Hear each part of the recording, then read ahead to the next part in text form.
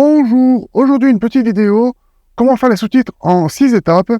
Première étape, je démarre mon DaVinci Resolve, ma vidéo est totalement finie, je lance un rendu. Inutile de faire un rendu en 4K, vous pouvez faire un rendu en 720p, c'est largement suffisant. Ce que nous voulons en priorité, c'est le son et éventuellement une image pour pouvoir caler les deux. Mon rendu est fini, j'ai ma vidéo, étape 2, Whisper. Whisper, ma vidéo, .mov, moins language, French avec un F majuscule, moins modèle, large. Sous-titrage en français fini. Je vais le renommer en français. Ça, pas besoin. La même chose en anglais. Whisper, ma vidéo, moins language, French, moins modèle, large, moins task, translate.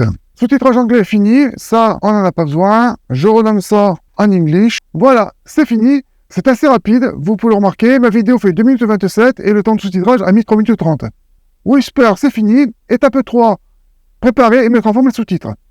On exporte les sous-titres au format Final Cut en version 1.5, enregistré, c'est la version française, pareil en anglais. La mise en forme et la préparation des sous-titres, c'est fini. Étape 4, abonnez-vous et activez la cloche. On va revenir sur Whisper et sur Subtitle Edit.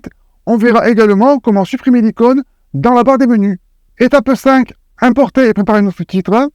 Ce sont les sous-titres en français, j'écris français. Ici, on fait bien attention à la résolution de la timeline. On utilise la même résolution que notre timeline courante.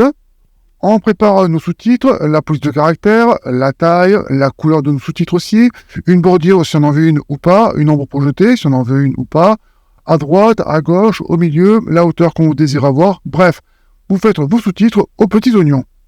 Moi, je fais la même chose en anglais parce que j'ai les sous-titres en français et en anglais. Je paramètre mes sous-titres en anglais et on continue. Étape 6, on insère nos sous-titres en français et en anglais.